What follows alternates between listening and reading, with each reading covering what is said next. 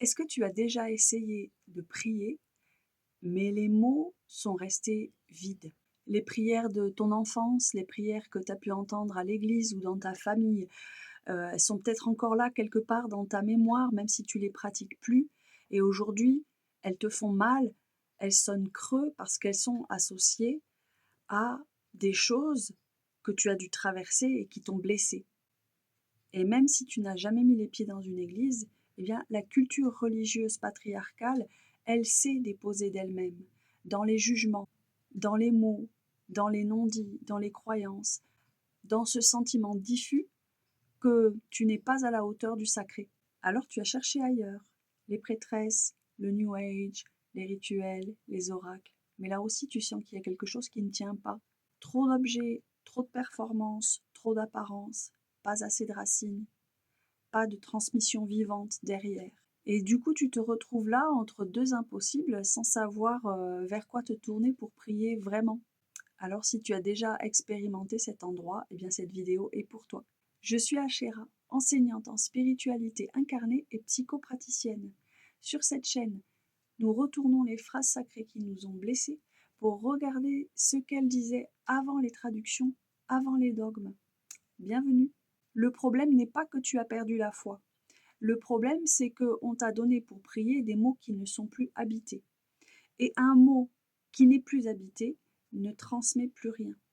Il sonne creux, il résonne dans le vide. Les prières de ton enfance, elles ont été utilisées comme des outils de contrôle, de culpabilité, de peur. Elles portent cette mémoire dans ton corps. Quand tu les prononces, même si tu veux les prier vraiment, eh bien, c'est cette mémoire corporelle qui se réveille en premier. De l'autre côté, tu as des pratiques sans racines, des mots sans transmission. La baraka, cette force vivante qui se transmet, elle ne s'improvise pas. Elle passe par quelque chose de réel, de traversé. Quand cette transmission est absente, eh bien, cela se sent. Même si on n'arrive pas à le nommer, on le sent, quelque chose ne tient pas. En araméen, il existe un mot pour désigner la parole qui n'est pas un simple son. Ce mot-là, c'est milta. Milta. Imagine un mot qui n'est pas juste un son entendu, mais un mot, une vibration qui descend, qui traverse ta gorge, ta poitrine, ton ventre, qui s'imprègne dans toutes les cellules de ton corps et qui va laisser derrière lui quelque chose dans ta chair, une empreinte. C'est ça, Milta, la parole créatrice, celle qui agit dans la matière. Cette parole, elle ne se contente pas d'informer, elle transforme, elle crée, elle descend dans la chair vivante. Milta est un nom araméen féminin. C'est donc une parole féminine, incarnée, créatrice, opérative, porteuse de vie. Milta, c'est le mot qu'utilise Jean au début de son évangile. Bereshita itawa hewa milta ou hewa melta. Au commencement était le verbe, était la parole. Au commencement était milta, la parole qui se fait chair, qui descend dans la chair, qui transforme la chair. Pas une idée abstraite, pas un concept philosophique. Une parole qui descend dans la chair et la transforme de l'intérieur, qui se sent dans le corps avant même d'être comprise par la tête et de pouvoir être nommée. C'est ça, prier vraiment. Ça n'est pas réciter des mots vides, c'est permettre à la parole vivante de descendre dans ton corps, dans ta voix, dans ton souffle. Et pour ça, il faut des mots qui soient vivants. Il faut des mots qui ont été portés par d'autres avant toi. Des mots qui ont traversé des corps, qui ont pétri des chairs avant la tienne et qui portent cette traversée en eux. C'est la différence entre un mot habité et un mot mort. Pour moi, la clé, ça a été les danses de la paix universelle, qui est une pratique de prière en mouvement qui allie le chant et le mouvement. Des pratiques qui sortent du mental, qui descendent dans le corps, dans la voix, dans la vibration. Parce que Milta, la parole vivante, elle ne se prie pas dans ta tête, elle se prie dans ta chair.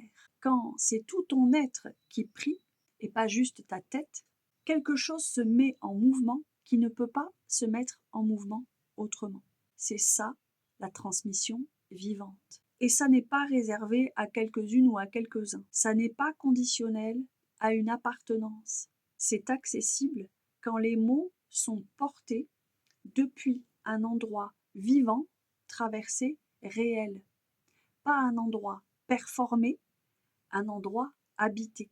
Une question pour toi. Est-ce qu'il y a un mot, une phrase, une prière que tu as reçue et qui t'a traversé vraiment? Pas quelque chose que tu as simplement récité, quelque chose qui t'a traversé. Si ce sujet t'intéresse, j'ai créé un e-book que tu peux télécharger. 5 phrases sacrées qui t'ont blessé et ce qu'elles disaient vraiment avant les traductions, avant les dogmes.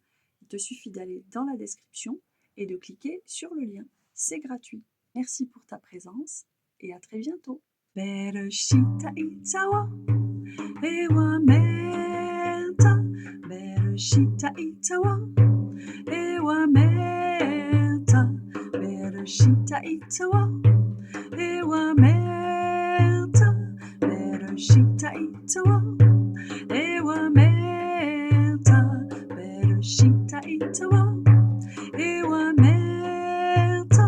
Bereshita itawa, ewa meta. Bereshita itawa, ewa meta. Bereshita itawa, ewa meta. Bereshita itawa, ewa meta. Bereshita itawa, ewa meta. Bereshita itawa, ewa meta. Bereshita itawa.